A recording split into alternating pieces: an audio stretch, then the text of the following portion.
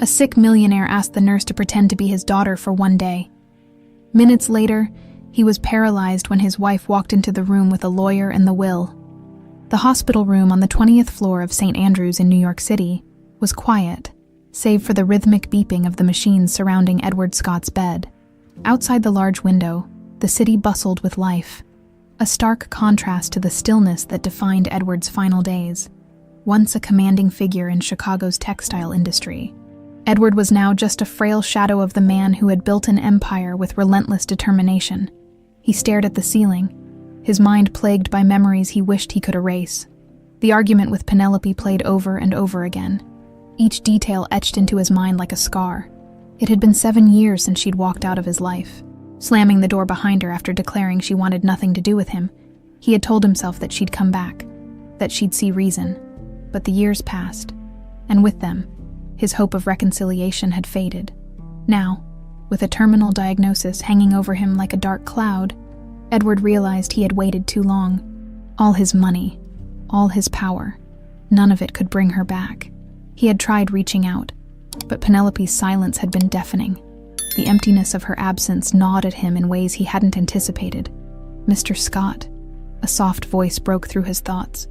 Edward turned his head slowly, his gray eyes meeting the kind, gentle gaze of Brooke Sanders, the nurse assigned to his care. Brooke was in her late 20s, with auburn hair pulled into a neat ponytail and a warm demeanor that seemed to radiate calmness. "You're awfully quiet today," she said, placing a clipboard on the table beside his bed. "Anything on your mind?" Edward hesitated. He wasn't one to share his feelings, especially not with strangers. But there was something about Brooke's presence that disarmed him. She wasn't just another nurse doing her rounds. She cared. He could feel it in the way she lingered, waiting patiently for his reply. "Everything," he said at last, his voice hoarse. "Mostly regrets." Brooke tilted her head slightly, her expression thoughtful but not intrusive. "Regrets have a way of sticking with us, don't they?" she said gently, pulling up a chair to sit beside him. "But sometimes talking about them can help." Edward studied her for a moment. There was no judgment in her eyes, only genuine compassion. "My daughter," he admitted. "Penelope. I haven't spoken to her in years. She won't even answer my calls." Brooke nodded, not pressing him for more. She knew that grief and guilt were complicated, layered emotions that couldn't be unpacked all at once. "I used to think there was always more time," Edward continued after a moment. "Time to fix things, time to apologize. But now," Brooke reached out and placed her hand lightly over his. "It's never too late," she said softly. "People surprise us, Mr. Scott. Sometimes they're just waiting for us to make the first move." Her words lingered in the air, offering a glimmer of hope that Edward hadn't allowed himself to feel in years. For the next few days, Brooke became more than just his nurse. She became a confidant, listening to his stories of building his business, his love for Penelope when she was a little girl, and the mistakes that had driven them apart. Brooke's empathy was a balm to his weary soul, and in her presence, he felt the weight of his regrets ease, if only slightly. One evening, as the golden light of sunset bathed the room in warmth, Edward's thoughts turned to an idea, one that felt absurd, yet strangely comforting. He hesitated, unsure of how to voice it.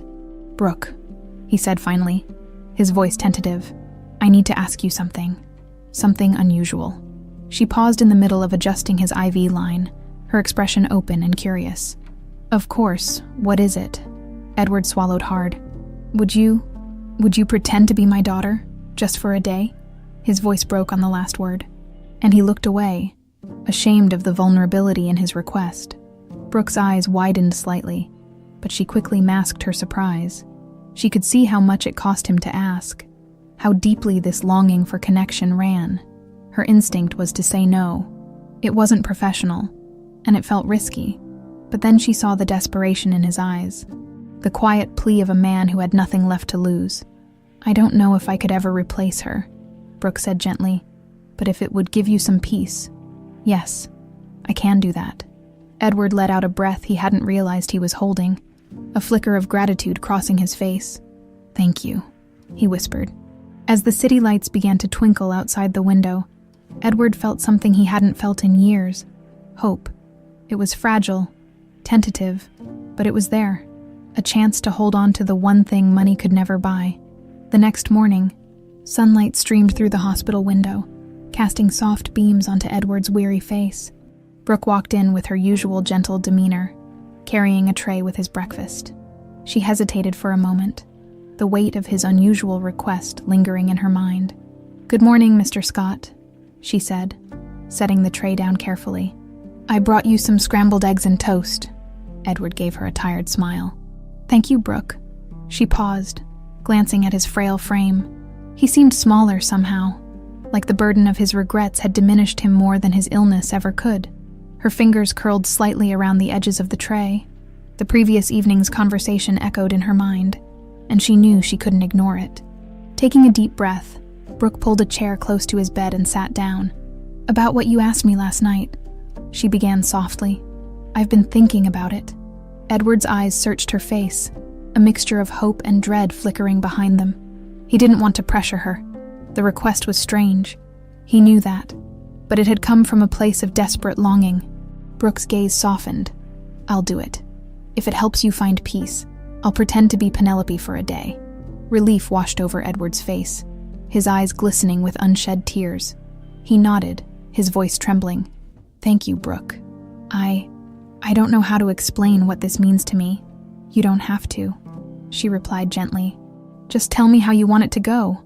Edward leaned back against the pillows, the weight of years of regret pressing down on him. "I want to remember her the way she used to be," he said quietly, "before everything went wrong, when she still looked at me like I was her hero." Brooke nodded. "We can start whenever you're ready." He swallowed hard, his eyes distant. "Today? Let's do it today." Brooke stood, smoothing out her uniform. "All right," she said, her voice steady. "Let me take care of a few things, and then we'll begin." As she left the room, a strange sense of purpose settled over her.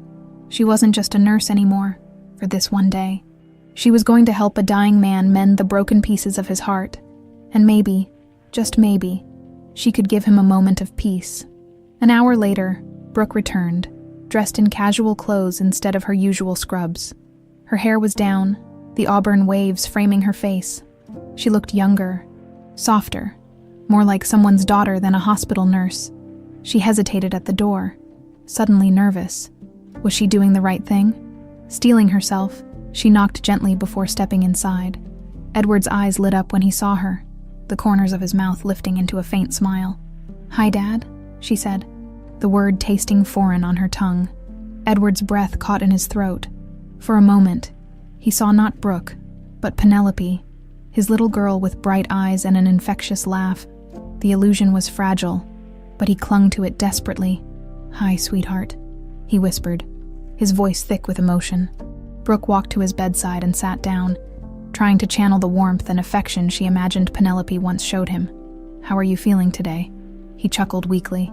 "Better now." They sat in silence for a moment, the air between them filled with unspoken words. Edward's hands trembled slightly as he reached for hers. Brooke let him take her hand, his grip surprisingly strong despite his frailty.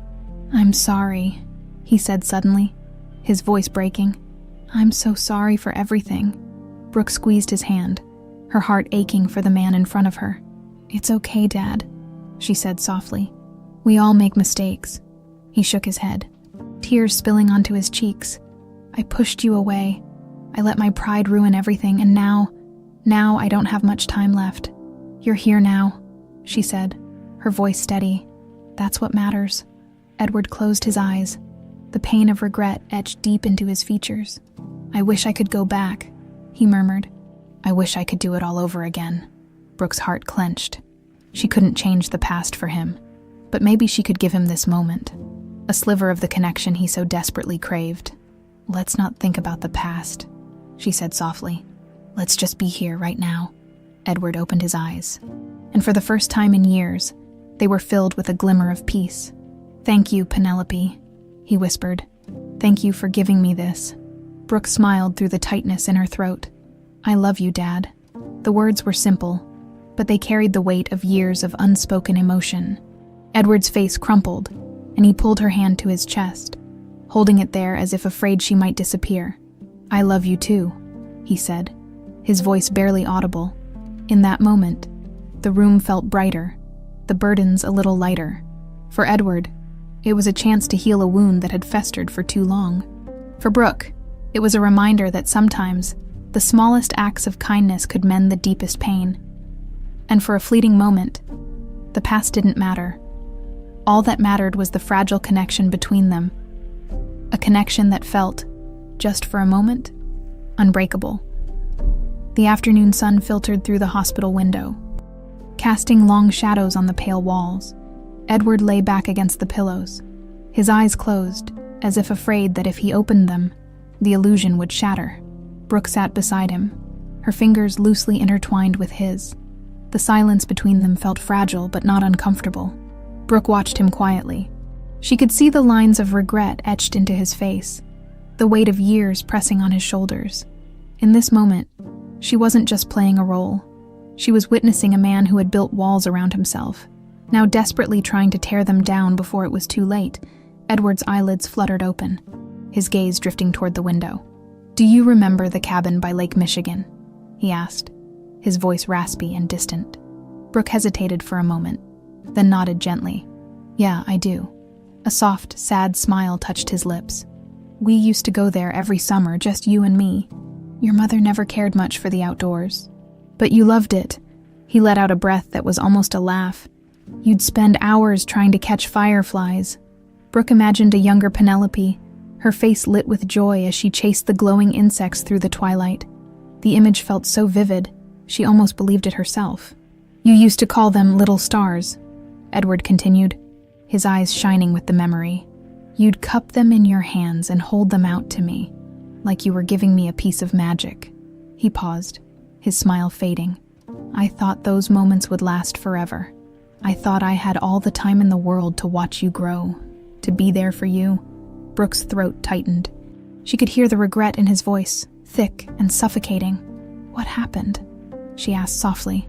Edward's gaze dropped to his lap, his fingers trembling slightly. "Work happened, the business grew, and with it came more responsibilities, more pressure. I told myself I was doing it for you, for your future. But each late night at the office, each missed recital or birthday, I didn't realize how much it cost us until it was too late." He took a shaky breath. "Then came the argument. You were 17, ready to go off to college, and I wanted you to follow in my footsteps, to take over the company one day. You wanted something different, something I couldn't understand at the time. You said I was trying to control your life, and He paused, his voice breaking. "I told you that if you walked out that door, you shouldn't come back." Brooke's heart ached. The pain in his voice was so raw, so human. She could almost feel Penelope's anguish in that moment, the sting of her father's rejection. "I thought I was teaching you a lesson," Edward whispered, "but I was the one who needed to learn." He turned to Brooke, his eyes pleading. "I don't know how to make it right. I've spent years trying to reach out, but she won't listen. I can't blame her." Brooke swallowed hard, the weight of his confession settling over her. "Maybe she just needs time," she said gently. "Sometimes, the people we hurt need space to heal." Edward nodded, though the sadness in his eyes didn't fade. "I just wish I had more time to give her, to show her that I've changed, that I see now how wrong I was." He looked out the window, the sky now tinged with the soft hues of early evening. "I used to think money could fix anything, but it can't fix a broken heart. It can't give me back the years I lost." Brooke's fingers tightened around his hand. "You're here now. That counts for something." He turned back to her, his gaze searching. "Do you think she could ever forgive me?" The question hung in the air like a fragile thread. Brooke wished she could give him a definitive answer, but she knew forgiveness was never that simple. "I think forgiveness is hard," she said softly. "But it's possible. If she sees how much you care, how much you regret, maybe she'll give you another chance." Edward's eyes glistened. "I hope so." The room fell into a gentle silence. Outside, the city continued its relentless pace, indifferent to the lives unraveling within its walls. But in this small hospital room, time seemed to slow down, offering Edward a sliver of the connection he yearned for.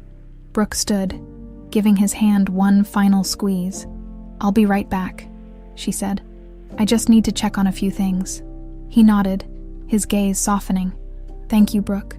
As she stepped into the hallway, Brooke let out a breath she hadn't realized she'd been holding. Her heart was heavy with the weight of Edward's pain, and she couldn't help but wonder, was there still a chance for him to make things right? She reached into her pocket and pulled out the letter Edward had given her the day before. It was addressed to Penelope, the paper slightly crumpled from his trembling hands. She traced her fingers over the name, a surge of determination rising within her. If there was any chance to bridge the gap between Edward and his daughter, she was going to do everything she could to make it happen. The steady rhythm of Edward's breathing filled the hospital room, a fragile peace hanging in the air. He sat propped up on pillows, his gaze distant, the weight of past regrets pressing down on him. The conversation with Brooke had stirred old memories, each one tinged with both warmth and pain. For a brief moment, he felt a sense of relief, like maybe, just maybe, he could still find a way to reconnect with Penelope. But peace, as Edward was learning, was a fleeting thing. The door swung open abruptly, and a sharp voice sliced through the quiet like a knife. "Well, isn't this cozy?" Edward's eyes snapped toward the door, his expression hardening. Patricia Cooper stood in the doorway, her manicured fingers gripping a designer purse. A false smile plastered on her perfectly made-up face. Her icy blue eyes flicked over the room, lingering on Edward with a look of practiced sympathy that failed to mask the calculating gleam beneath. "Patricia," Edward said, his voice flat. "What are you doing here?" Patricia stepped inside, the click of her high heels echoing against the sterile floor. Behind her, Jason Foster, their family lawyer, followed silently. His face was neutral, though his eyes betrayed a hint of discomfort. "Checking on my dear husband, of course," Patricia replied, her smile tight. "You didn't think I'd let you go through this alone, did you?" Edward's jaw clenched. He knew better than to believe her saccharine words. Patricia's concern was as hollow as the marriage they shared, a union built more on convenience than love. Brooke, who had been standing near the window, cleared her throat softly. "I'll give you some privacy, Mr. Scott." Before she could leave, Patricia's eyes landed on her, narrowing slightly. "And who is this?" she asked. Her tone laced with suspicion. Edward's eyes darkened. "This is Brooke, my nurse." Patricia's lips curled into a smile that didn't reach her eyes.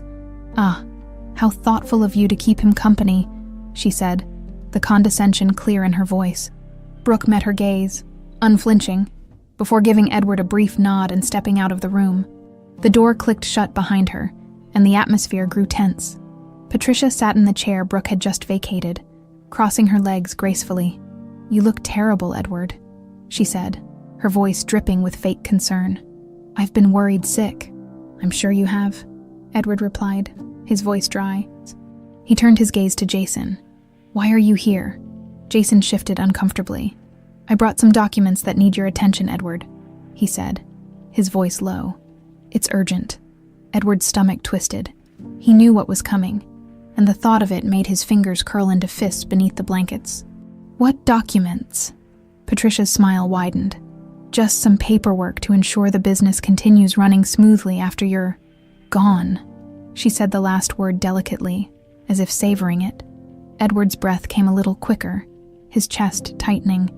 "And by that you mean making sure everything goes to you?" Patricia tilted her head, feigning innocence. "I only want what's best for the company, Edward. You know that. I'm the only one who understands it the way you do." He stared at her, his eyes cold. "You don't care about the company. You care about the money." Her smile faltered for just a second, a crack in her otherwise perfect facade. "Don't be dramatic, darling," she said smoothly. "You know I've always supported you." Jason cleared his throat, trying to break the tension. "Edward, this New Testament outlines Patricia's role in maintaining the company after your passing. It's just a formality." Edward's eyes bored into Jason. "A formality that leaves her everything." Jason's gaze dropped to the floor, his silence confirming Edward's suspicion. "No," Edward said firmly. "I'm not signing it." Patricia's eyes narrowed, her pleasant mask slipping. "Don't be foolish, Edward. You're running out of time. The business needs stability, and I'm the only one who can provide that." Edward's hands shook, but his voice remained steady. "I'd rather burn it all down than leave it to you." Patricia's lips curled into a sneer. "Is this about Penelope?" she spat, the venom in her voice unmistakable.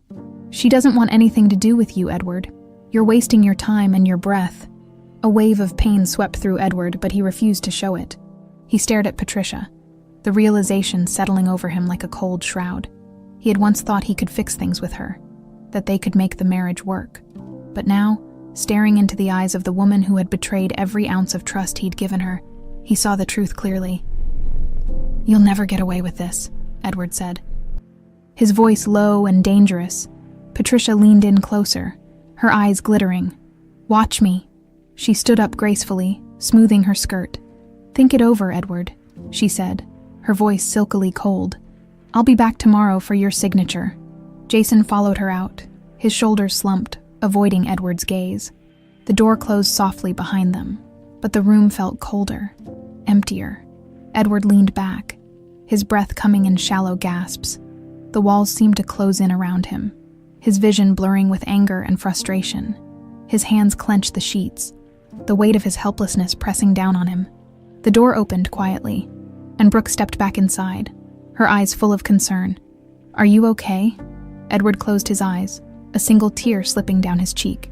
"No," he whispered, "but I need to be."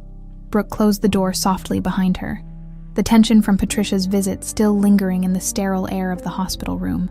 Edward's face was pale, his eyes red-rimmed, as though the confrontation had drained the last bit of strength he had left.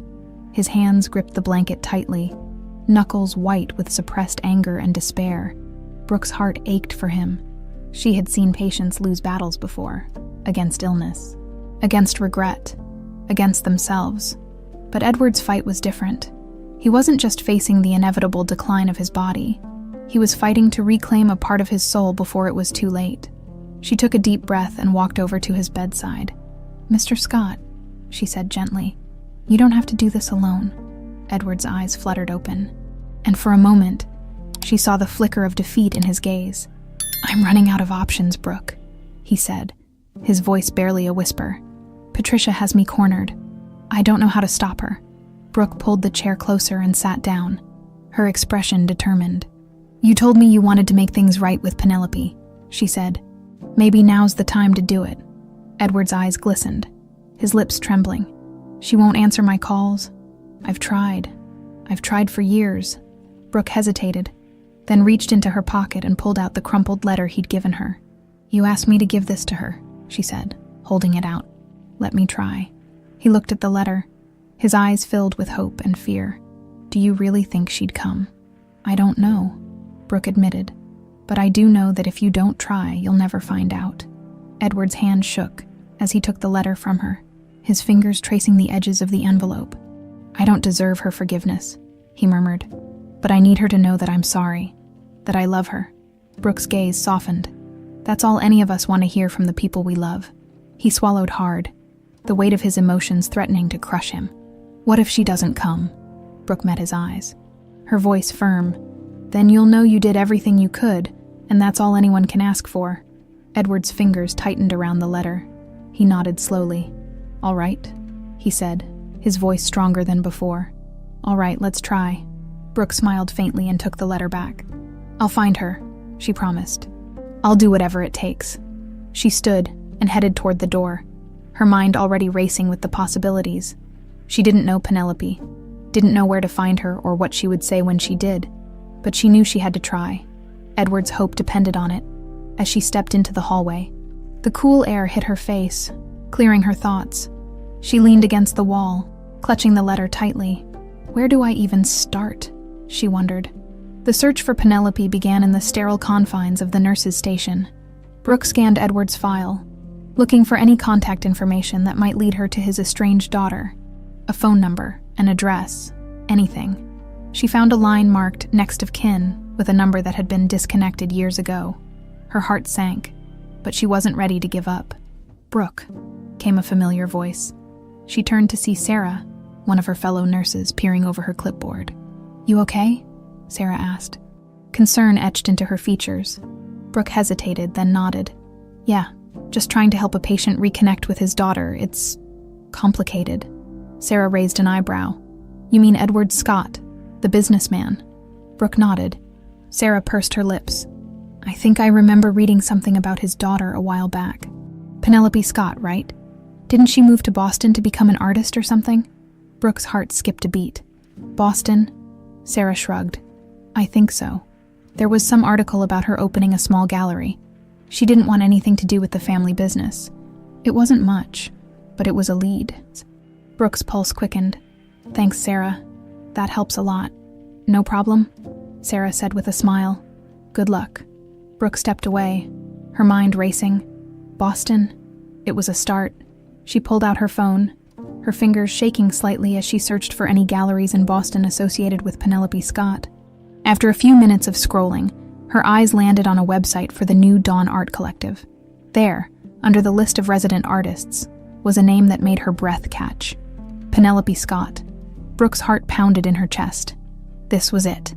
She clicked on the contact page and found an email address and phone number.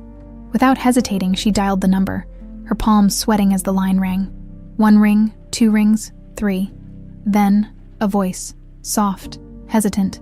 Hello? Brooke's mouth went dry. Hi, is this Penelope Scott? A pause. Yes, who's asking? Brooke took a deep breath. My name is Brooke Sanders. I'm a nurse at St. Andrew's Hospital in New York. I'm calling about your father, Edward Scott. The silence on the other end of the line was deafening. Brooke could almost feel Penelope's walls go up, her defenses hardening. I'm not interested, Penelope said, her voice clipped. Whatever he wants, I don't care. Wait, Brooke pleaded. Please, just listen. He's dying, Penelope. He doesn't have much time left. Another silence, longer this time. He asked me to give you a letter, Brooke continued, her voice softening. He wants you to know how sorry he is, how much he loves you. Penelope's breath hitched. Brooke heard it, a tiny crack in the armor. Please, Brooke whispered. Just come and see him, one last time. The line went quiet again, and Brooke's heart pounded. Finally, Penelope's voice returned, barely audible. I'll think about it. The call ended, leaving Brooke standing in the hallway, the weight of hope and uncertainty pressing on her shoulders. She closed her eyes, whispering a silent prayer. Please, let her come. The hospital room felt colder than before. Edward stared at the ceiling, the silence gnawing at him. The conversation with Brooke about Penelope had left a fragile thread of hope in his heart. But hope was a dangerous thing. It was so easy to lose. A soft knock at the door startled him. He turned his head slowly, expecting to see Brooke. Instead, Jason Foster stepped in, his face lined with worry. Edward, Jason said, closing the door gently behind him. His voice was low, cautious. Can we talk? Edward sighed, his eyes narrowing. I think we've said enough. Jason shifted uncomfortably, his fingers clutching his briefcase. I know how it looked with Patricia earlier, but there are things you need to know. Edward's jaw tightened. Like what? That my wife has been planning to rob me blind while I lie here dying. Jason flinched. I didn't know how deep it went until recently. Patricia's been covering her tracks well, but I found something. Edward, something you need to see. He set his briefcase on the small table beside Edward's bed, flicking the latches open. He pulled out a folder thick with papers and laid it in Edward's trembling hands. Edward flipped it open, his eyes scanning the documents. Bank statements, wire transfers, emails, the numbers blurred together. But one thing was clear. Patricia had been funneling money out of his company for years. The accounts were overseas, under names Edward didn't recognize. She's been siphoning funds slowly, Jason explained, his voice tight. Just enough not to raise suspicion. But recently, she started moving larger sums. I think she knows the end is near and wants to make her final move before you're gone. Edward's hands clenched the papers, his knuckles white. Anger bubbled in his chest, burning away the exhaustion for a moment. How long have you known this? Not long, Jason admitted. I was blind to it, just like you. Patricia was good at hiding her tracks. But once I started digging, everything unraveled. Edward closed the folder, his shoulders slumping. She's counting on me being too weak to fight back, Jason nodded. And if you sign that testament she's pushing for, she'll have everything, the company, your assets, everything you built. Edward's eyes hardened. She won't get it. I won't let her. Jason hesitated. What do you want to do? Edward stared at the documents, his mind racing. He felt the weight of his life. But more than that, he felt the sting of betrayal. He had given Patricia trust, security, a life most people only dreamed of, and she had turned it into poison. "I want to stop her," he said, his voice firm. "But I don't have much time. I need to make sure Penelope knows the truth. She deserves to know everything." Jason nodded. "I'll help you in any way I can. But Edward, there's something else." Edward's eyes narrowed. "What is it?" Jason hesitated, glancing at the door as if to make sure they were truly alone. "I've been digging through the company's records, and Patricia isn't working alone." A chill ran through Edward. "Who else?" Jason took a deep breath. "There's a connection to someone on the board. I haven't identified who yet, but they're helping her cover the money trail. That's how she's been able to hide it for so long." Edward's fingers tightened around the edge of the folder. He felt like the walls were closing in. Betrayal on all sides, the company he'd built being dismantled piece by people he had trusted. "She thinks she's untouchable," Edward said quietly. "But she's wrong." Jason leaned forward, his voice urgent. "We need to act fast. If Penelope agrees to see you, maybe she can help. She's still legally your next of kin. If we can get her on our side, we can block Patricia's moves." Edward's heart twisted. The thought of seeing Penelope again filled him with both hope and fear. What if she refused? What if she walked away and never looked back? But he knew he didn't have the luxury of doubt anymore. Time was slipping away, and if he didn't act now, everything he cared about would be lost. "Jason," Edward said, his voice steely, "do whatever you need to do. I'll talk to Penelope. I have to make her understand." Jason nodded, his face grim. "I'll start preparing the paperwork. We're going to need everything in place to counter Patricia's claims." He closed the briefcase and stood up. "I'll be back later. Rest if you can." Edward watched Jason leave, his mind a storm of thoughts. The betrayal, the impending loss of his company, the chance, however slim, of making things right with Penelope. The weight of it all pressed down on him, but beneath it was a core of steel. He wasn't done fighting. The door opened again, and this time it was Brooke. Her expression was cautious, hope flickering behind her eyes. "I talked to Penelope," she said softly. Edward's breath caught. "And?" Brooke hesitated, then gave a small nod. "She said she'd think about it." A tear slipped down Edward's cheek, the fragile thread of hope tightening in his chest. "That's more than I deserve." "It's a start," Brooke said, sitting down beside him. "Don't give up on her yet." He nodded, his voice barely a whisper. "I won't." The battle was far from over, but for the first time in years, Edward felt like he had a chance to fight, to redeem himself, and to protect the things that truly mattered. Edward lay back against the pillows, his eyes staring blankly at the ceiling. The weight of Jason's revelations pressed heavily on his chest, each breath feeling like a laborious task. Betrayal, deceit, the threads of his life's work were unraveling, and the hands pulling at those threads belonged to people he had trusted. And yet, through the dense fog of despair, a small flame of hope flickered. Penelope knew. Brooke had reached her, and even if all she'd promised was to think about it, it was more than he'd had in years. The fragile possibility of reconciliation kept him tethered to the present. The door creaked open, and Brooke stepped inside, her eyes gentle yet cautious. She carried a cup of tea, steam curling from its surface. "I thought you might need this," she said, placing it on the small table beside his bed. Edward offered a weak smile. "You're always looking out for me." "It's my job," she replied softly. "But it feels like more than that now." Edward nodded, his throat tightening. "Did you hear back from Penelope?" Brooke shook her head. "Not yet, but she's thinking about it. That's a lot more than most people would do." He let out a shaky breath. "I suppose you're right." Brooke hesitated, then sat down in the chair next to his bed. "I know it feels like everything is falling apart," she said, her voice steady. "But you're not alone in this, Edward. We'll figure it out, one step at a time." He closed his eyes, her words a small comfort. For so long, he'd felt like he was walking this path alone. But now, he realized he had someone by his side, someone who genuinely cared. The silence was broken by the sudden vibration of Brooke's phone. She pulled it from her pocket and glanced at the screen. Her eyes widened slightly. "It's Penelope," she whispered. Edward's heart lurched painfully. His hands clenched the blanket, his knuckles turning white. "Put it on speaker," he rasped. Brooke nodded and pressed the button, her voice calm despite the tension in the room. "Penelope, it's Brooke." A moment of static, and then Penelope's voice, hesitant and soft, came through the speaker. "Hi, Brooke. I've been thinking." Edward's eyes glistened with tears. He could barely breathe, afraid that any sound might break the fragile moment. "I'm in New York," Penelope continued.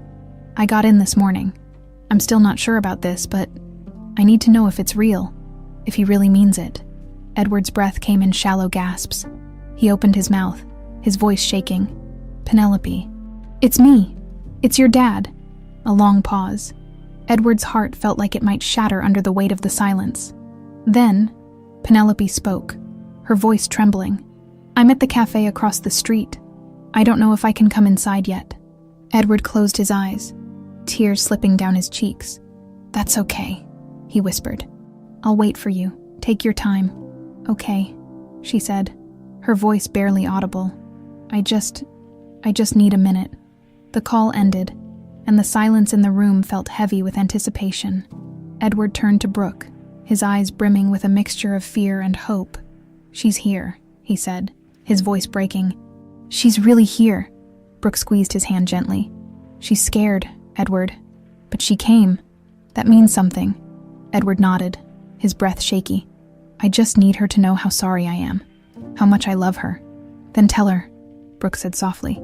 "She needs to hear it from you." The minutes felt like hours. Edward's mind raced with memories of Penelope, the way she used to laugh, the sparkle in her eyes when she showed him her latest drawing, the way she had looked at him that last time before she walked out of his life. He had replayed that moment in his head 1,000 times, wishing he could take back his harsh words. A soft knock at the door jolted him from his thoughts. The door creaked open slowly, and Penelope stepped inside. Edward's breath caught in his throat. She was older, of course, her face more defined, her eyes shadowed with experiences he hadn't been there to witness. Her hair, once long and wild, was now shoulder length, tucked neatly behind her ears. She wore a simple gray coat, her hands clutching the strap of her purse tightly. She didn't move further into the room, as if an invisible barrier kept her at the threshold. Her eyes met his, a storm of emotions swirling within them. Hurt, anger, confusion, and something else he couldn't quite place. "Hi, Dad," she said, her voice trembling. Tears welled in Edward's eyes. "Hi, sweetheart." Silence stretched between them, heavy with the weight of years lost. Edward struggled to find the right words, his throat tight. "I'm sorry," he finally choked out. "For everything. For pushing you away. For not listening when you needed me most." Penelope's jaw clenched, her eyes shining with unshed tears. "Why now, Dad? Why did it take this for you to see me?" His chest constricted painfully. "Because I was a fool," he whispered. "A stubborn, prideful fool who thought he had all the time in the world. And now that I don't, I realize how much I've lost." A tear slid down Penelope's cheek. "You hurt me," she said softly. "You made me feel like I didn't matter." Edward's heart shattered. "You mattered more than anything," he said, his voice breaking. "I just didn't know how to show it." She took a shaky breath, her eyes searching his face. "I don't know if I can forgive you." Edward nodded, his own tears falling freely now. "I understand, but I need you to know that I love you, more than anything, and I'm so sorry." The room was silent, the air thick with pain and unspoken words. Then, slowly, Penelope took a step forward. Edward's breath hitched. He opened his arms, his whole body trembling. She hesitated for a moment, then closed the distance between them, wrapping her arms around him. Edward's body shook with sobs as he held her close, his tears soaking into her hair. For the first time in years, Edward felt whole. The pieces of his broken heart began to mend, bound together by the fragile thread of hope. Edward clung to Penelope, his frail body trembling with sobs. Years of regret poured out of him, each tear carrying the weight of words left unsaid and moments missed. He pressed his cheek against her hair, the familiar scent of lavender shampoo stirring memories he thought he'd lost forever. Penelope's arms wrapped around him hesitantly at first. Then, with more strength, as if testing the boundaries of this fragile reunion. She could feel the frailty in his frame, the bones beneath his thinning skin. It struck her how much he had aged since the last time she'd seen him. The powerful, unyielding man she had walked away from was gone, replaced by someone who seemed almost broken. Finally, she pulled back, wiping her eyes with the back of her hand. Edward's eyes were red and glistening, his cheeks wet. He looked at her like a man seeing sunlight after years in darkness. "I didn't think you'd come," he whispered, his voice raw. Penelope's gaze wavered. "I didn't think I would either," she admitted. "But I needed to know if you were sincere." He swallowed hard, nodding. "I am, Penelope. I've never been more sincere about anything in my life." She glanced at Brooke, who was standing by the window, giving them space while still offering silent support. Then her eyes returned to Edward, scanning his face for answers. "Why now, Dad? Why couldn't you say these things before?" Edward's eyes dropped to his lap, shame etched into every line of his face. "Because I was afraid. Afraid of admitting I was wrong. Afraid of losing control, I thought. If I kept pushing forward, if I stayed focused on the business, I could fix everything." He looked back at her, his voice trembling. "But all I did was push you away." Penelope nodded slowly. "You did." Silence stretched between them, raw and open. Edward's chest ached, but he knew this was the moment of truth. He had to face the full weight of his mistakes. "I know I can't undo what I did," he said softly, "but I want to make things right, even if it's just with the time I have left." Penelope's eyes filled with tears again. "I spent so long being angry at you," she whispered. "I thought if I stayed away, I could protect myself from being hurt again, but all it did was make me feel more alone." Edward reached out, his hand trembling. "I never wanted you to feel that way. You deserved better." She hesitated, then took his hand, her fingers warm against his cold skin. "I just want to understand why you couldn't see me, really see me, before it got to this point." He squeezed her hand gently. "Because I was blinded by my own pride, and now that the end is near, all those things that seemed important, they don't matter anymore. All that matters is you." A tear slipped down Penelope's cheek. "I don't know if I can forgive you completely," she said honestly, "but I'm willing to try." Edward's breath hitched, a wave of relief washing over him. "That's all I can ask for." Brooke shifted slightly, drawing Penelope's attention. "There's something else you should know," Brooke said softly, glancing at Edward for permission. He nodded, his jaw tightening. "It's about Patricia." Penelope's brows furrowed. "Patricia? What about her?" Edward took a shaky breath, his eyes hardening. "She's been stealing from the company, embezzling money, covering her tracks. Jason found the evidence. She's planning to take everything once I'm gone." Penelope's eyes widened, disbelief and anger flashing across her face. "And you let her stay this long?" "I didn't know," Edward said, his voice strained. "Not until recently. I thought she cared, even if just a little. But I was wrong. I was blind." Penelope's jaw clenched. "So she's been waiting for you to die so she can take over everything?" Edward nodded. "Yes, but I won't let her." A steely resolve settled over Penelope's face. "Neither will I." Edward's heart swelled with a strange mixture of pride and sadness. His daughter had grown into a strong, determined woman, qualities he admired and regretted not nurturing.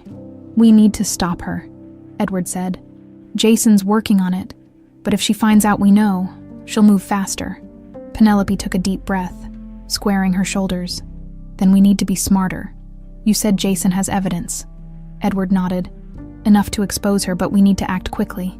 Penelope turned to Brooke. "Can you help us?" Brooke nodded firmly. "Absolutely, whatever you need." Penelope's gaze softened. "Thank you for everything." Brooke smiled gently. "You don't have to thank me. I just want to see things set right." Edward squeezed Penelope's hand, his eyes filled with gratitude. "We'll do this together," he said. "I'm not letting her win." Penelope nodded, a spark of determination in her eyes. "Neither am I," as the sun dipped lower in the sky, casting a warm golden hue through the window. Edward felt a sense of purpose return to him. For the first time in years, he wasn't just waiting to die. He was fighting for something, someone, who mattered more than all the money and power he'd ever had. He looked at his daughter, the strength in her gaze, and knew that no matter what happened next, they were finally on the same side. And that, he realized, was worth everything. The golden hues of the sunset faded into twilight, casting long shadows across Edward's hospital room. The city outside buzzed with life. Oblivious to the storm brewing within these walls, Edward leaned back against his pillows. Exhaustion etched deep into his face, but there was a flicker of resolve in his eyes that hadn't been there before. Penelope sat beside him, her fingers still wrapped around his hand. The anger that had simmered within her for years had shifted into a quiet determination. She was here now, and she wouldn't let Patricia tear down what was left of her father's legacy.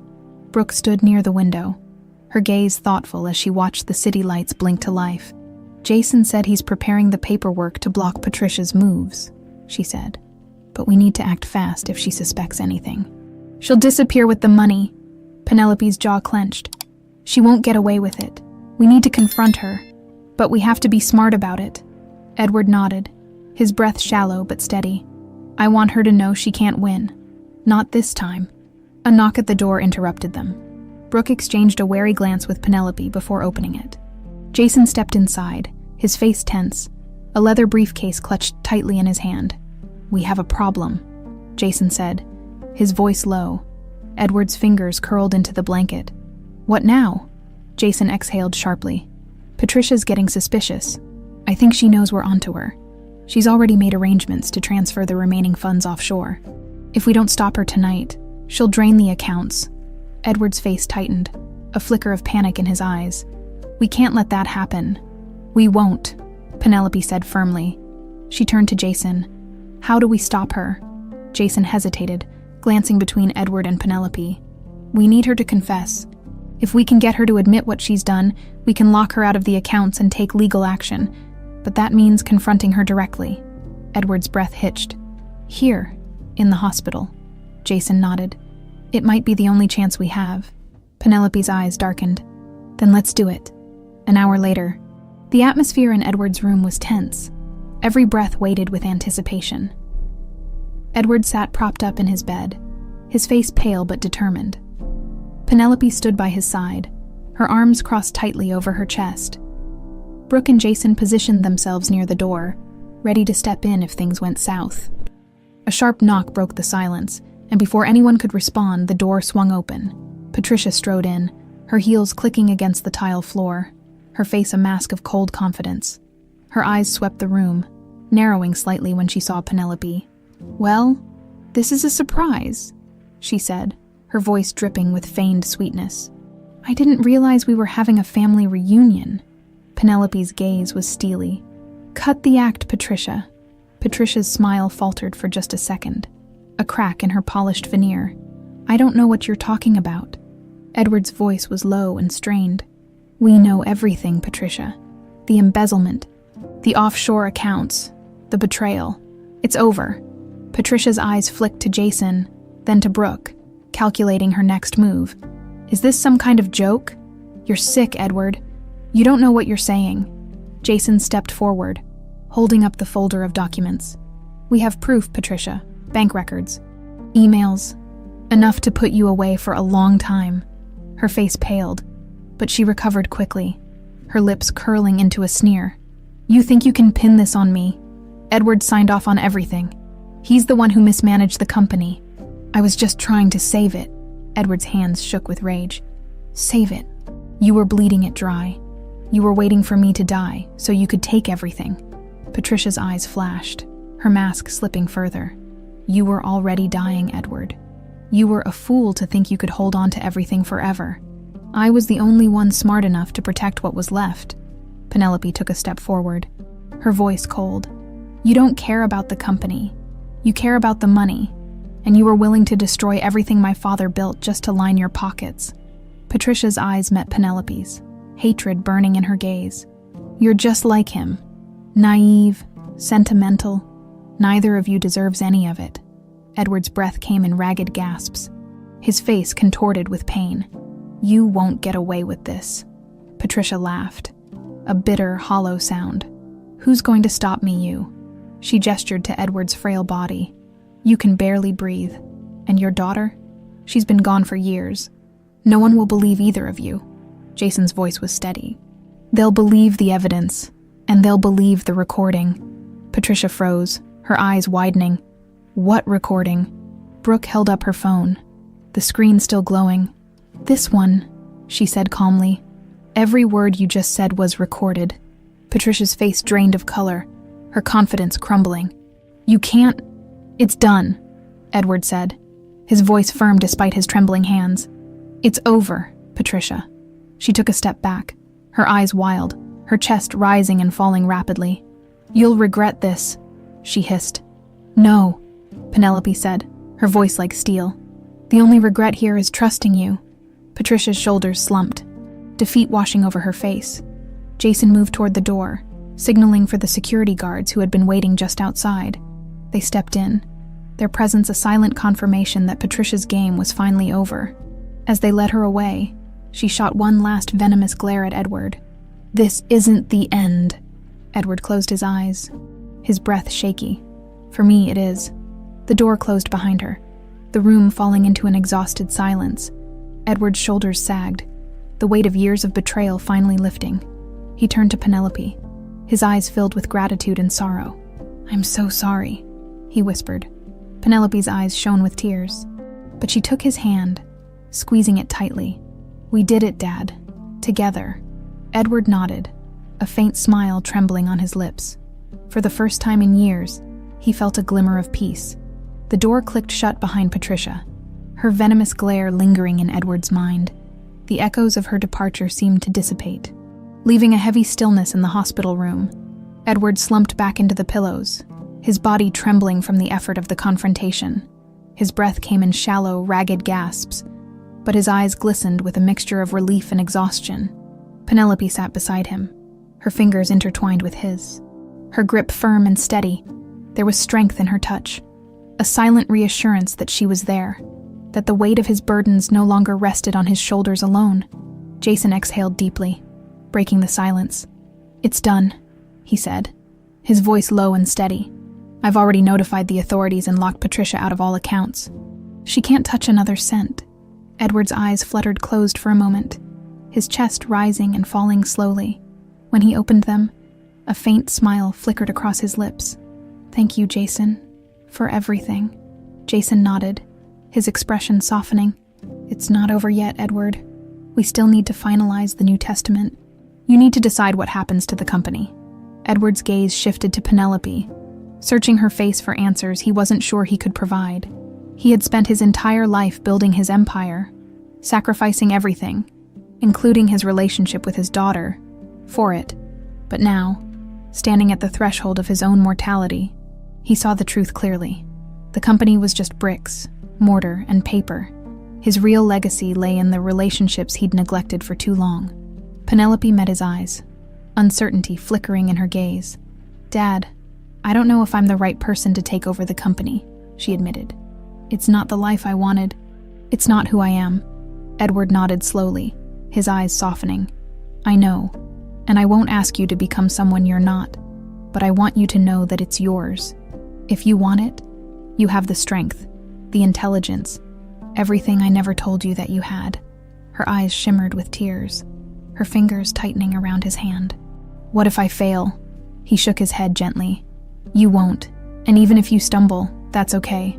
Failure isn't the end. It's just another step forward." She took a deep breath, her heart pounding in her chest. "I don't want to lose myself in it like you did." Edward's smile was bittersweet. "Then don't. Make it something new, something that reflects who you are. Don't let it consume you the way I let it consume me."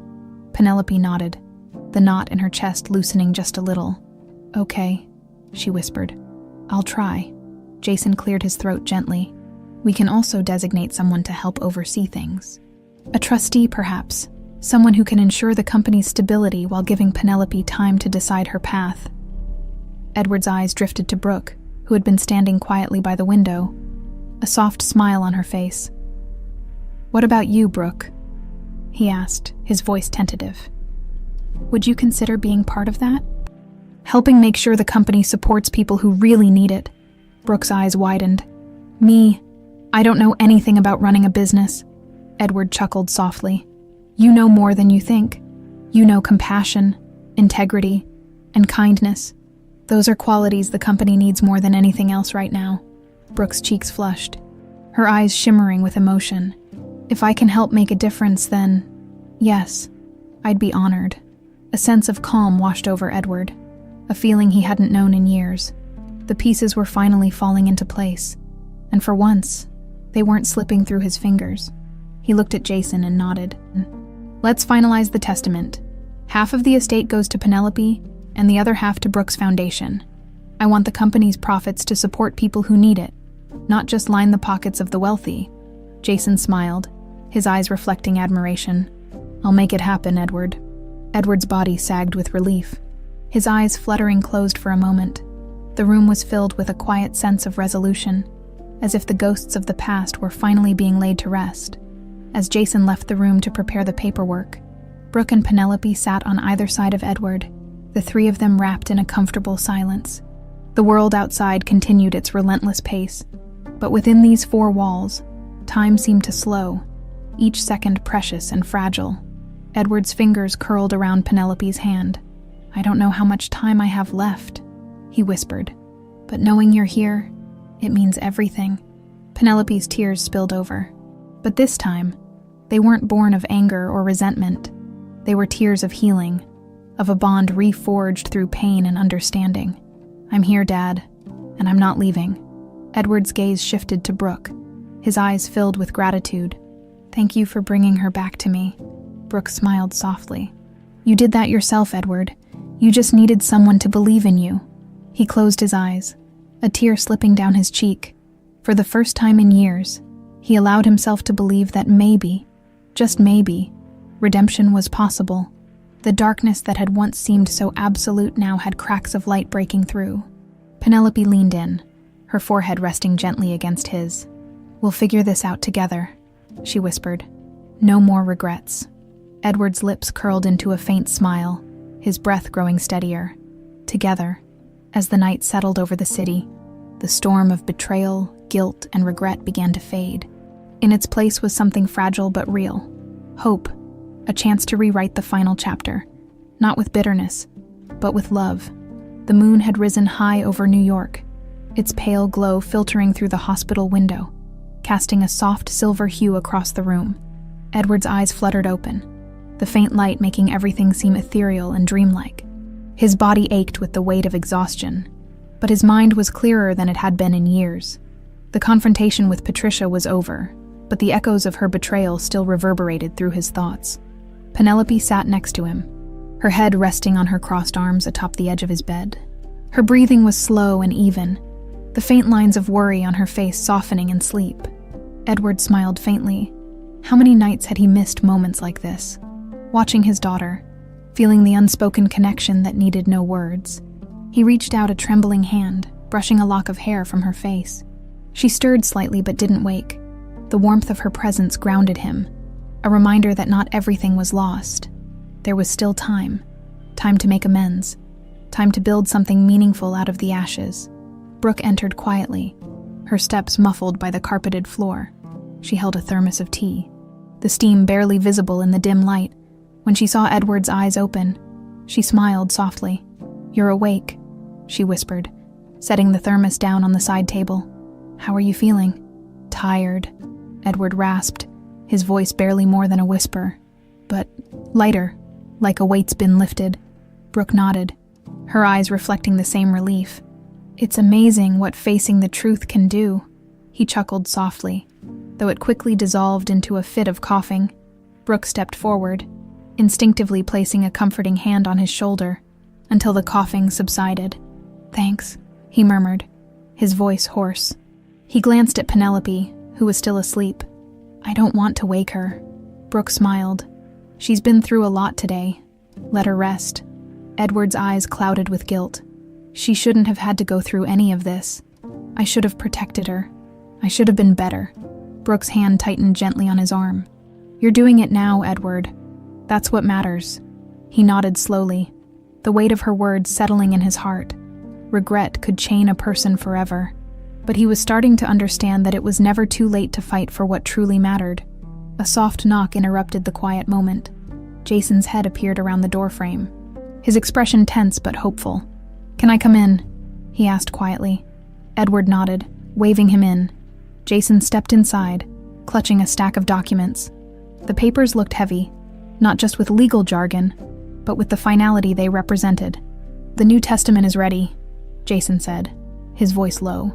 "I've ensured Patricia is completely removed from any claim. The estate and the company are secured according to your wishes." Edward's eyes flickered toward the papers. He felt the weight of a lifetime of decisions bearing down on him. His empire, his legacy, everything he had built and sacrificed for.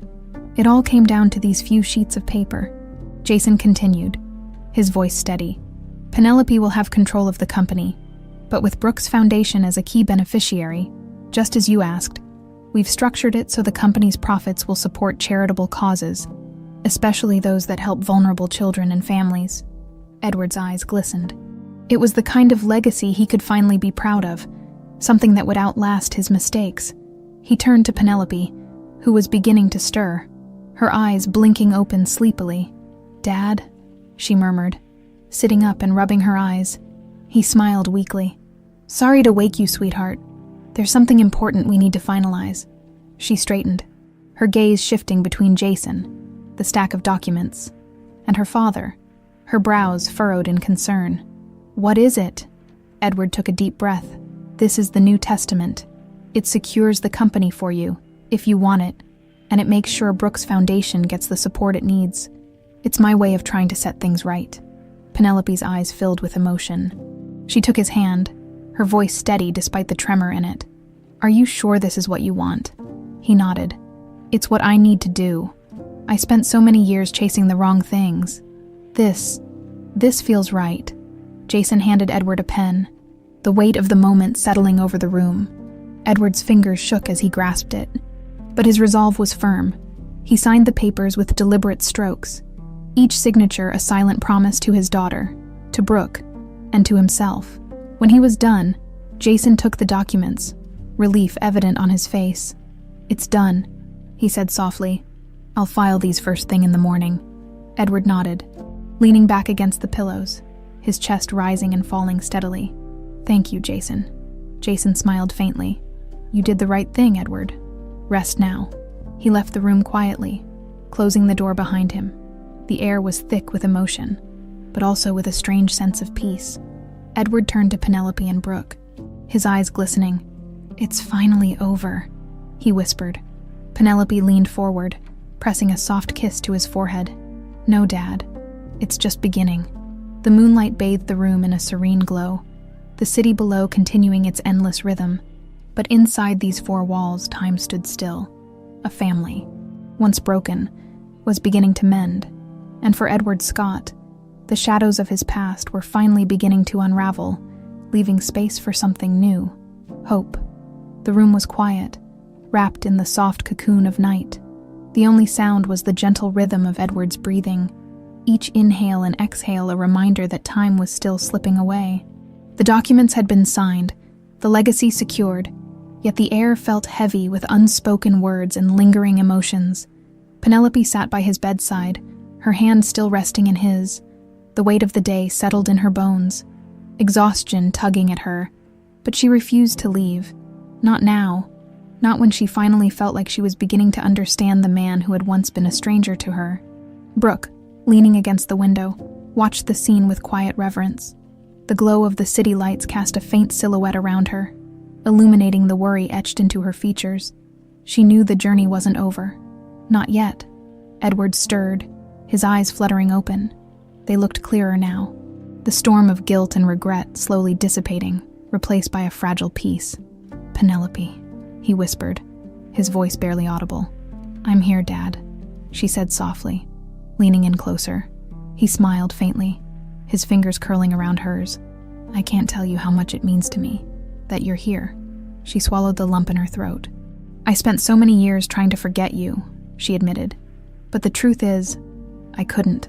I wanted to hate you, but deep down, I just missed you." A tear slipped down Edward's cheek, his grip tightening. "I missed you too. Every day." She brushed the tear away gently, her own eyes glistening.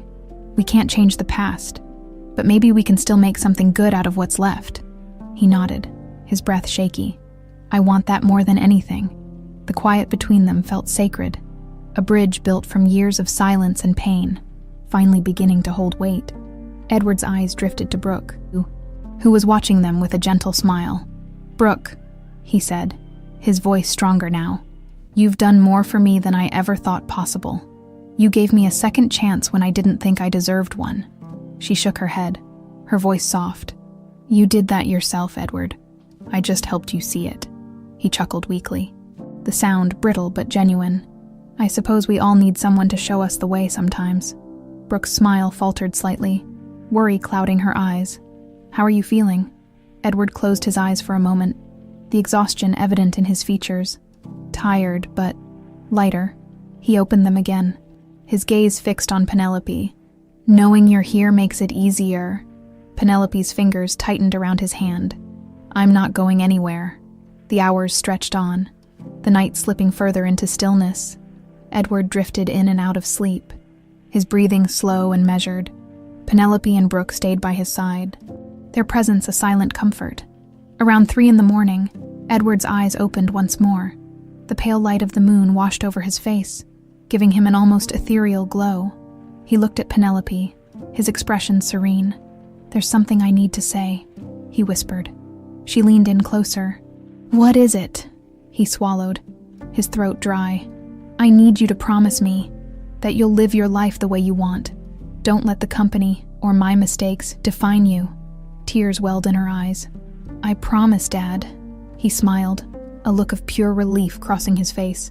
"Good, that's all I want." He turned to Brooke, his gaze softening. "And you, promise me you'll keep helping people. That foundation of yours, it's going to change lives." Brooke's eyes shone with emotion. "I promise, Edward." He let out a long, slow breath, his body relaxing into the bed. "Thank you, both of you." Penelope squeezed his hand, her tears falling freely now. "We love you, Dad." A tear slipped down Edward's cheek, his smile faint but radiant. "I love you too." His eyes closed gently, his breathing slow and steady. The room was filled with a profound silence, the kind that spoke of endings and beginnings, of grief and peace intertwined. Penelope rested her forehead against his hand, her shoulders shaking with quiet sobs. Brooke stood beside her, placing a comforting hand on her back. They stayed like that for a long time, wrapped in a shared moment of loss and love. When the first rays of dawn touched the edges of the horizon, the world outside continued its relentless march forward. But within the walls of Edward's room, time held still, honoring a man who had finally found redemption in the twilight of his life. Penelope took a deep breath, wiping her tears away. She looked at Brooke, determination settling into her features. "We have a lot of work to do," she said softly. Brooke nodded, her own eyes filled with resolve. "We'll make sure his legacy means something." They walked to the window together, the city waking up beneath them. A new day was beginning, and with it, a new chapter, one built on forgiveness, purpose, and hope. Edward was gone, but his love, his lessons, and his redemption lived on in them, and in that, he would never truly be lost. The first light of dawn crept through the window, casting a soft golden glow over the quiet hospital room. Penelope stood at the window, her arms wrapped tightly around herself. The city below was beginning to stir, the hum of traffic, distant conversations, and early morning routines creating a muted symphony of life moving forward. Edward was gone. The reality of that truth sat heavily in her chest, an ache that ebbed and flowed like waves against the shore. She'd spent so many years resenting him, pushing away memories and emotions she didn't want to confront. And yet, in his final days, he'd given her something she hadn't realized she was still yearning for: closure. Brooke stood beside her, silent and steady, her presence a grounding force. The two women had shared a moment of profound loss, yet there was a sense of connection between them, like two threads woven into the same fabric. Penelope exhaled slowly, fogging up the window pane.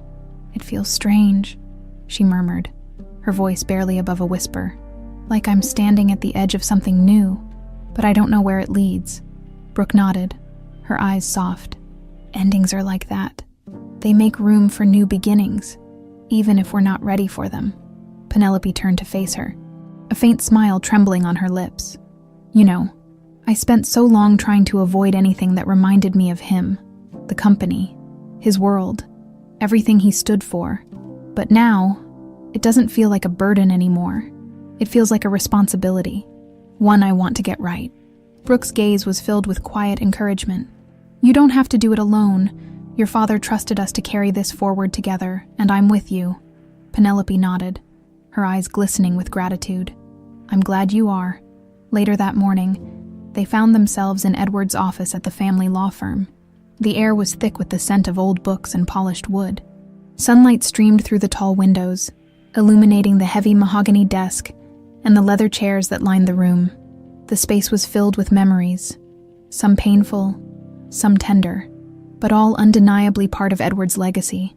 Jason was already there, standing by the window reviewing the finalized paperwork.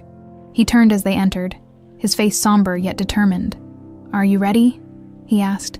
Penelope inhaled deeply, letting the air fill her lungs, steadying her nerves.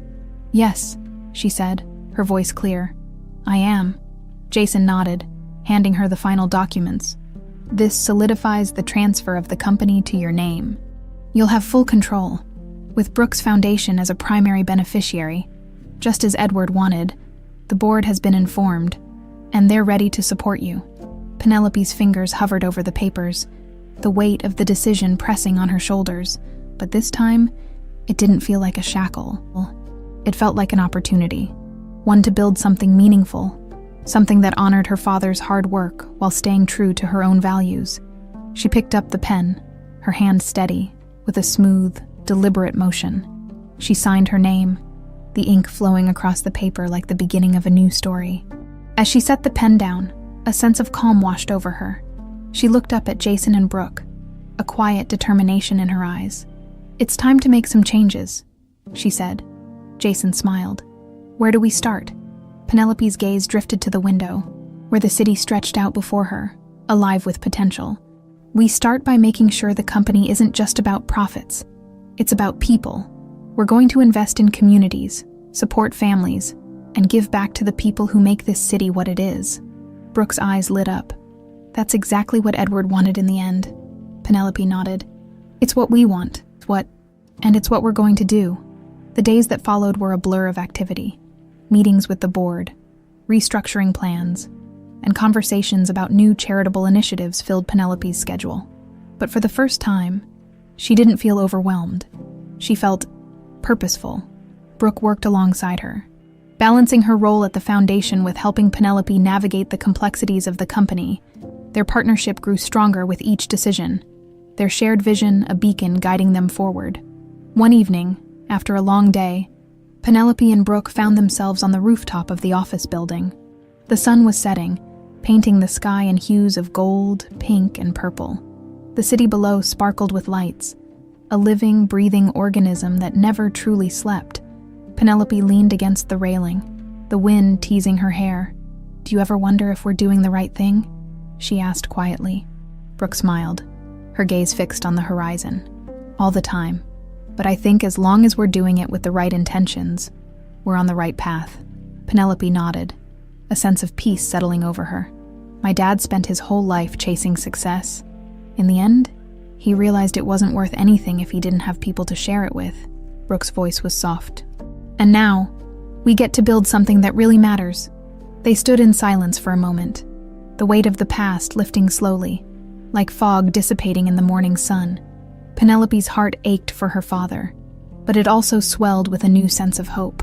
Here's to new beginnings, she whispered. Brooke smiled, her eyes shining. To new beginnings. As the sun dipped below the horizon, the city lights took over, each one a tiny spark of possibility.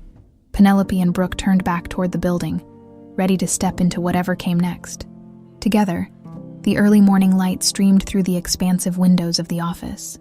Casting long beams across the polished conference table, Penelope stood at the head of the room, her palms pressed firmly against the table's surface, steadying herself.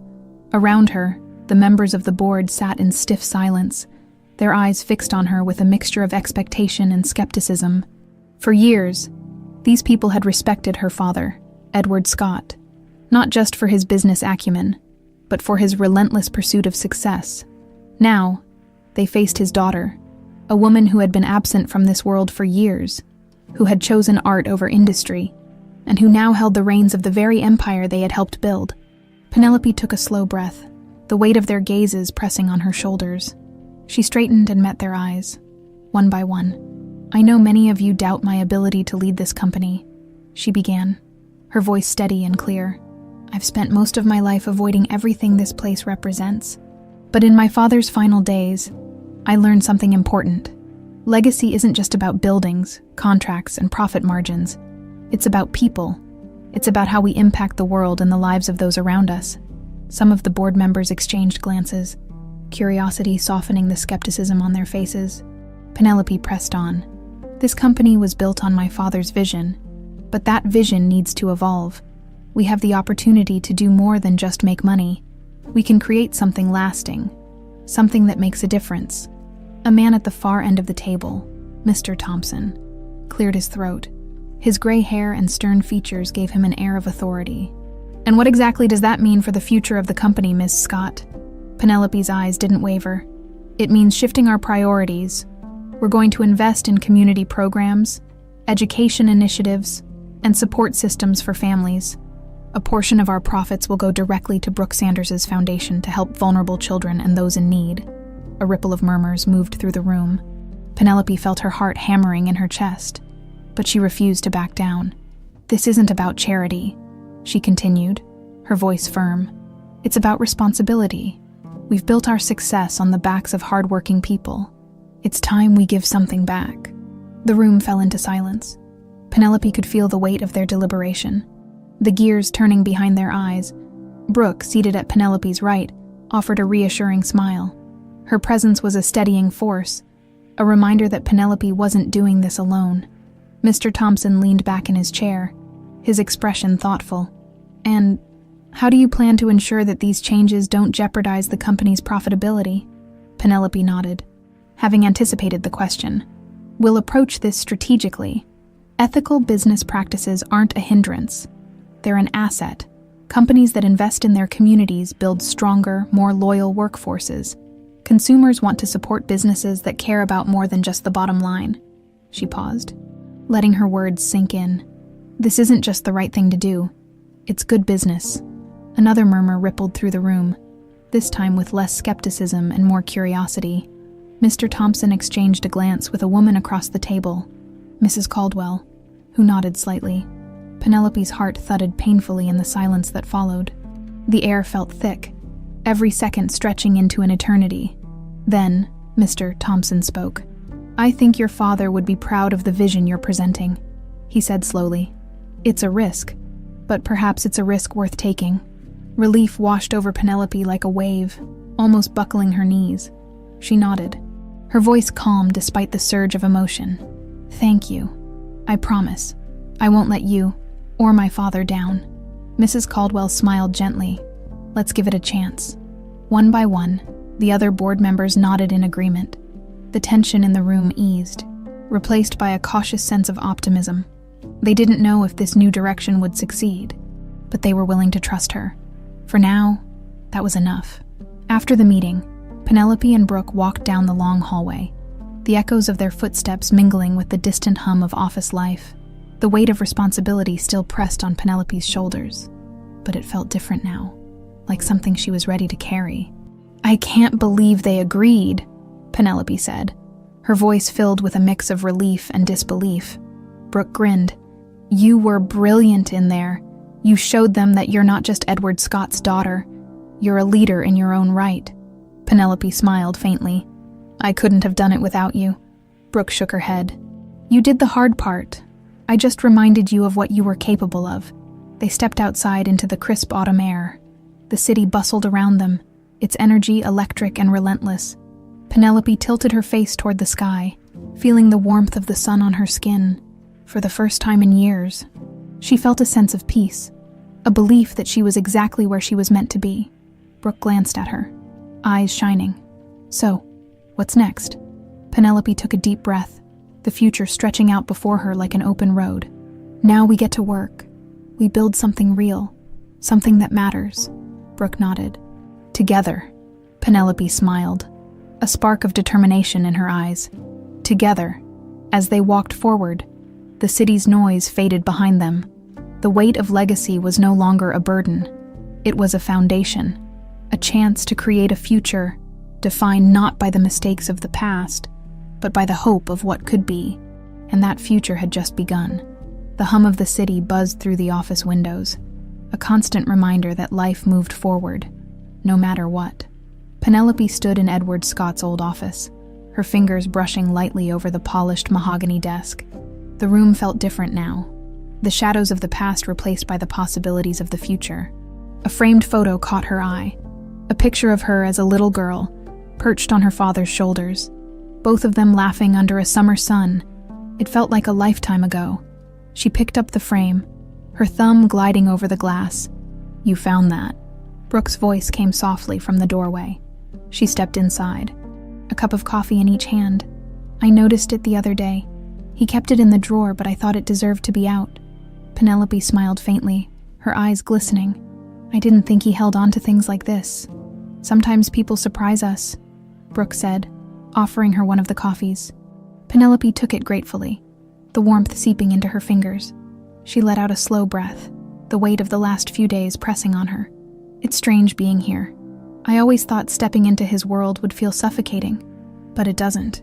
It feels like I'm reclaiming something." Brooke nodded, a knowing smile on her lips. "You're not just stepping into his world, you're making it your own." Penelope turned toward the window, the city sprawling out before her, alive with purpose and possibility.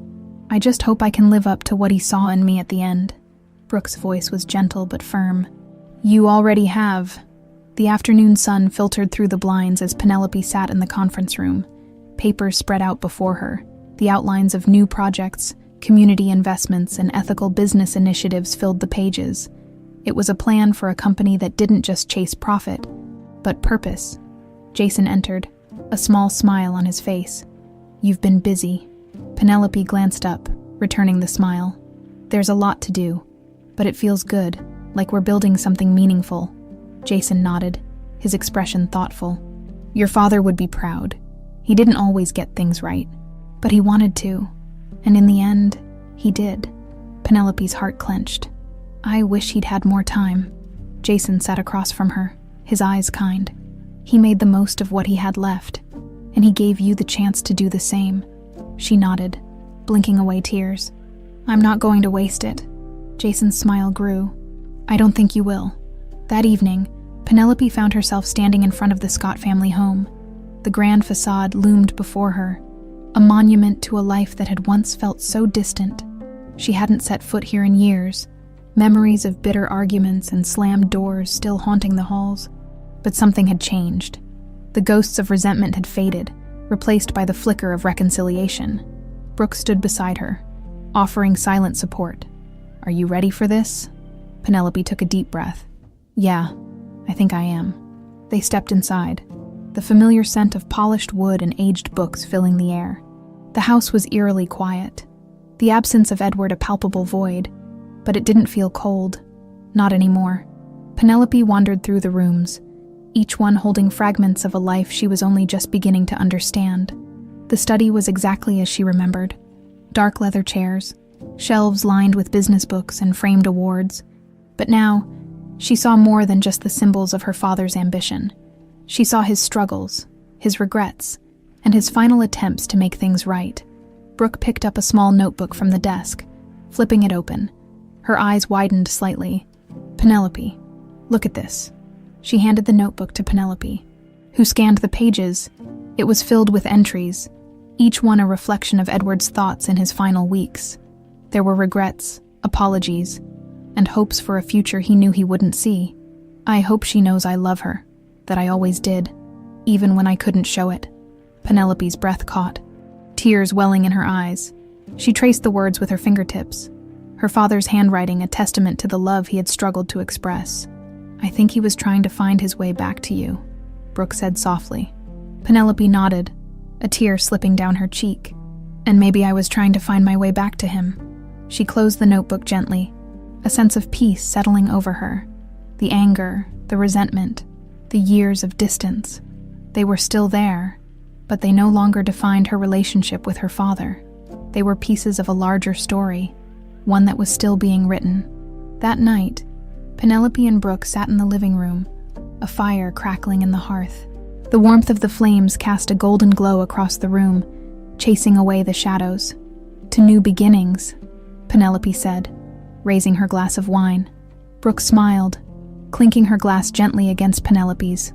"To redemption." They sipped in silence, the weight of the past finally giving way to the lightness of possibility. Penelope stared into the flames, her heart full. Her father was gone, but his love, his lessons, and his hope lived on within her. She was ready to carry the torch, not just for him, but for herself, and for everyone who would benefit from the changes she was determined to make. The future was uncertain. But for the first time, that didn't scare her. It inspired her. And as the flames danced, Penelope felt a quiet certainty settle within her. She was exactly where she was meant to be. The morning air was crisp and clear, the sky an endless stretch of pale blue. Penelope stood at the entrance of the newly renovated Scott Community Center, her heart beating with a mixture of excitement and nervousness. The building, once a forgotten warehouse owned by her father's company, had been transformed into a hub for families, children, and those seeking a better future. A large banner fluttered in the breeze. Grand opening of the Edward Scott Community Center. People gathered around, chatting and laughing, their faces filled with hope. The center buzzed with activity, volunteers organizing supplies, children's laughter echoing from the playground, and community leaders shaking hands, excited to be part of something bigger than themselves. Brooke stood by Penelope's side, a wide smile on her face. She looked around at the crowd, her eyes shining with pride. "You did it," she said softly. "He would have loved this." Penelope took a deep breath, her gaze sweeping over the scene. "We did it. This was as much your vision as mine." Brooke shook her head. "It started with you. You took the weight of your father's legacy and turned it into something beautiful." Penelope's chest tightened with emotion. The ache of loss was still there, a subtle presence that she knew would never completely disappear, but it no longer consumed her. Her father's mistakes and his redemption were woven into the very fabric of this place, a constant reminder that healing was always possible. Jason approached, a folder tucked under his arm. He smiled warmly. "Everything's in place. The center's funding is secure, and the company's new direction is already making waves. People are taking notice." Penelope smiled. "Good. Let them. This is just the beginning." Jason nodded. "Your father would be proud." Penelope's eyes glistened. "I hope so." A hush fell over the crowd as the microphone crackled to life. Penelope stepped forward, her palms slightly damp, her heart pounding. She took a moment to gather herself, the faces of the community looking back at her with anticipation and trust. She cleared her throat, her voice steady and clear. "Thank you all for being here today. This center represents more than just a new building. It represents a new commitment to each other, to our community, and to the values that truly matter." She paused, letting her gaze sweep over the crowd.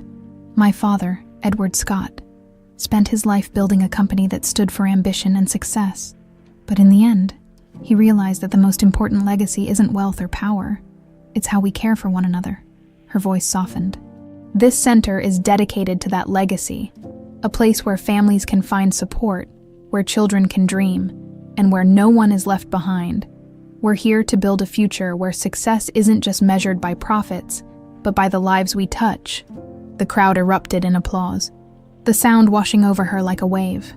Penelope felt a tear slip down her cheek, but she didn't brush it away. This was her moment, a culmination of pain, growth, and purpose.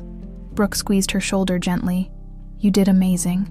Penelope smiled, the warmth of Brooke's words settling deep in her heart. "It feels right." The ribbon was stretched across the entrance, its bright red color vibrant against the white facade. Penelope took the oversized scissors handed to her, the weight of them surprisingly light. She glanced up at the sky, a whisper of a prayer in her heart. "This is for you, Dad." With a swift, decisive motion, she cut the ribbon. The crowd cheered. The sound filled with joy and hope. The doors swung open, and children rushed inside, their laughter ringing out like bells.